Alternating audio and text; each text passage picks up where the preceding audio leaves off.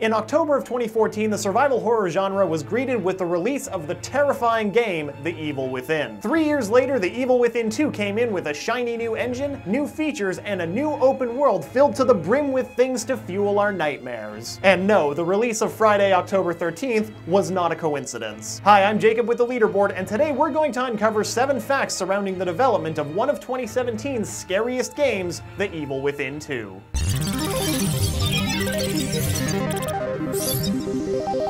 The story. The story follows our protagonist, Detective Sebastian Castellanos. He's still dealing with the aftermath of the events of the first game, which of course nobody believed actually happened, making him out to be a crazy old drunk in the eyes of the general public. He's lost everything, including his job at the police department. That is, until his former partner, Julie Kidman, provides Sebastian with evidence that suggests that his daughter Lily, who was previously thought to have died in a tragic house fire years before, is still alive and well. However, to find her, he must revisit Mobius, the shady corporation responsible for destroying his life. Mobius aims to bring peace and order to the world, and one of those means comes in the form of a device known as STEM, a machine that connects the human mind to an alternate dimension. Mobius has captured Lily and used her as a test subject for a STEM world that they created using her brain called Union. Unfortunately for Sebastian, Union is extremely unstable and on the verge of collapse, meaning that he must race against the clock in order to not only bring his little girl home, but unravel the conspiracies of the sinister corporation, expose them to the public eye, and by proxy, redeem himself and earn his former life back. The creative process. The development cycle between the first Evil Within and its sequel are practically night and day in many ways. For one, series creator Shinji Mikami stepped down as the game's creative director, instead passing the torch to director John Johannes, with Mikami assuming a producing role this time around. Mikami stated that the development cycle for the sequel was significantly shorter than the original, which lasted about 4 years, while the second game's development was half that, lasting a mere 2 years. Despite the lack of development time, the team was committed to creating a much bigger experience than the first game in every sense, both literally and figuratively. The first game was pretty linear, while the designers strove to give the second title a more open-world feel, trading away the first game's strictly horror feel in exchange for something that's still very much horror, but also lends itself to more diverse themes like exploration. Mikami cited the budget for the sequel as something that's also bigger, while adding additional stress to the project, stating that the bigger budgets which come with sequels, like The Evil Within 2, make the game something of a gamble. If the game doesn't live up to the budget upon its release, a franchise's life can be brought to an abrupt end. Given what we've seen so far of the game and the hype surrounding it, The Evil Within 3 doesn't sound so far-fetched right now. The engine within. While the original Evil Within received overall praise, it also received some flack for its performance on the id Tech 5 engine, which was questionable on both consoles and PC alike. Fortunately, this is a criticism that developer Tango Gameworks has taken seriously, making sure that the next engine they utilized could handle the bigger experience they were looking to cook up. While many speculated that the sequel would just use the id Tech 6 engine, Tango blew everybody's minds with the announcement of their own custom-made in-house engine, the STEM engine, named after the machine in The Evil Within that can transport a human mind into an alternate dimension. Much like Arcane Studios did with their Void engine used to build Dishonored 2, Tango built their STEM engine through reverse engineering the tech used in id engines. This has led many fans to worry about the quality of the sequel, citing Arcane's decision to build the Void engine over using the latest id Tech as a poor decision that led to further issues within Dishonored 2. id Tech 6 is also widely regarded as being one of the most optimized game engines currently on the market, thus making Tango's decision to turn their backs on that in favor of their own creation all the more ambitious and quite a huge gamble. Gameplay. At its core, The Evil Within 2 is the same experience we loved the first time around, but refined to run and play better than it ever did before. As we stated earlier, the developers strove to create a more open-world experience than the more linear one found in both the last game and most survival horror titles. The larger play space promotes dynamics not traditionally found within games of the genre, like exploration. This also allows people to play the game in a variety of ways that suit their own style. You can play things stealthily and avoid the scary enemies without firing a single round, or you can go in Master Chief style, guns blazing. Just bear in mind that despite the more open terrain, this is still a survival horror title at its core, meaning that there will almost never be enough ammo lying around for you to start a large-scale conflict and survive to tell the tale. In the words of director Johannes, scale is one thing. It's really easy to make something big, you just make it big. But you have to find the right density. One of the things we wanted to make make sure this time is that it's not too suffocating in terms of how we presented horror elements compared to the first game. We want it to be open so that you can explore at your own pace and have a sort of ebb and flow to horror experiences and downtime. That just takes trial and error going back and forth, but because the trial and error period was very quick, we made things and we adjusted based on feedback very quickly. Sebastian's also got a few new toys to play with this time around, namely the game's new communicator device. Living up to its name, this device allows Sebastian to communicate with the world outside of his daughter's mind, while also serving as something of a tour guide that leads the detective around the world of Union during his mission. It also uncovers resonance points, which show the player locations of essential items like ammo, weapons, and resources you'll need in order to make it out of Union in one piece. Build a Sebastian. Adding on to the sequel's mission to cater to as many playstyles as possible, the developers have placed a lot of emphasis on customization as well. Though Sebastian is an established character with his own backstory and motives, he'll be almost entirely customizable by the player in terms of personal stats and the weapons he uses. Sebastian has 5 upgradable categories to be tinkered with. Health is obviously how much damage he can take, stealth affects his ability to sneak around enemies undetected, recovery affects the player's ability to heal quickly, combat affects the player's fighting efficiency, like reducing reticle bloom on weapons, and athleticism affects the detective's movement. These attributes can be upgraded using green gel. Green gel can also be used to unlock special abilities, like Bullet Cascade, which is capable of increasing the damage of each shot you fire, but only temporarily. But to make things more challenging, all of these abilities also cost a great deal of that green gel, so use it wisely. You're also able to fully customize your arsenal and tweak every aspect of your guns, from their overall firepower, ammo capacity, reload speed, and the rate of fire. Sebastian's ward and crossbow can specifically be tailored to change the parameters of the bolts themselves, depending on whichever bolt type you tend to favor. Like most of the modern survival horror games on the market, The Evil Within 2 will also allow you to craft items to aid in your survival in the Land of Union, everything from first aid kits to ammo. You can forge these items while on the run, but it will cost you more resources than it would to use one of the game's scarce workbenches scattered throughout the world. On the subject of customization, director Johannes stated, "You can customize your experience to prepare yourself for what's waiting for you, but there's danger around every corner in Union, and the key to that danger is the fact that you don't know what's lurking around the next corner." Horror for me is always about that sense of mystery you feel and how you can never fully grasp what's going on. By the sound of it, this level of customization is sure to bring the terror out from the game and into your very soul. A leak has sprung. It's said that in the age of the internet, the ability to keep a secret from the public has gone the way of the dinosaurs, and with the lead up to The Evil Within 2's official announcement, this statement continues to be true. Given the fact that The Evil Within was a brand new IP with no guarantee of successfully continuing its run, publisher Bethesda sought to keep the fans guessing so that the good news would taste all the sweeter. Though development of the game began in 2015, executive producer Pete Hines of Bethesda told a news outlet in 2016 that while The Evil Within did well enough to warrant a sequel, fans shouldn't get their hopes up and expect one anytime soon. Despite this, the fans thought that old Petey was pulling their leg and expected to be astonished by the sequel's glorious announcement at Bethesda's E3 2016 press conference. But the fans were proven wrong and no such announcement came, cementing Hines' painful statements as a harsh truth. That is, until the game's first leak sprung in March of 2017, when a user on the NeoGAF forums going by the alias Dusk Golem discovered a Japanese job posting which sought out a bug test reporter for a project called Psycho Break 2. As many Evil Within fans know, the in-development title for the first game was Psycho Break, so the notion wasn't so far-fetched, yet many remained skeptical. Things continued going Bethesda's way for the most part until June of 2017, when the ball was dropped by Reddit and the game was leaked just mere hours before it was officially announced at E3 2017. Reddit had prematurely run ads on their site regarding pre-orders. Though they did pull them down shortly after, the internet is the internet and the damage was already done. Luckily for Bethesda, the ads didn't say much other than the fact that the sequel existed and that Resident Evil creator Shinji Mikami was still attached to the series. Switching things up. Ever since the launch of the Nintendo 64 back in 1996, Nintendo has had a bit of a bad habit of distancing itself from third-party developers, somewhat isolating their brand and placing all of the weight on the shoulders of Mario, Zelda, and Pikachu. A lack of third-party support bit Nintendo in a big way with the Wii U, so the Big N is now looking to gain back the support they received back in the days of the NES and Super Nintendo with their latest venture, the Nintendo Switch, a complex console handheld hybrid that has caught the attention of many third-party developers, one of them being The Evil Within's creator and executive producer Shinji Mikami. While The Evil Within 2 is currently slated to only appear on PlayStation 4 and Xbox One, Mikami has expressed a deep interest in bringing the highly anticipated horror title over to the Nintendo Switch, and saying that if he were given the chance to do so, he would. Though optimistic about Nintendo's platform, Mikami confessed to not owning the system himself, having only borrowed one from a coworker to play The Legend of Zelda Breath of the Wild. Before beginning to work on a port, Mikami said that he would have to first purchase a Switch of his own in order to better acquaint himself with the platform. While this is far from a confirmation that a Switch version is currently in the works, Nintendo fans shouldn't count themselves out just yet. The Evil Within's publisher, Bethesda, is currently bringing several of their titles to the Nintendo Switch, including Doom, Wolfenstein 2, and The Elder Scrolls V Skyrim, so we'll just have to keep our large, goofy, Mario-sized fingers crossed in the meantime. And there you have it. Once again, I'm Jacob, and thanks for watching 7 Facts About The Evil Within 2. Did we miss anything? Have you picked it up yet? And most importantly, how many nightmares did it give you? Comment below and let us know. Don't forget to click that little bell icon next to the subscribe button to become part of our notification squad, and if you like getting more from your games, subscribe to the Leaderboard, your home for video game facts.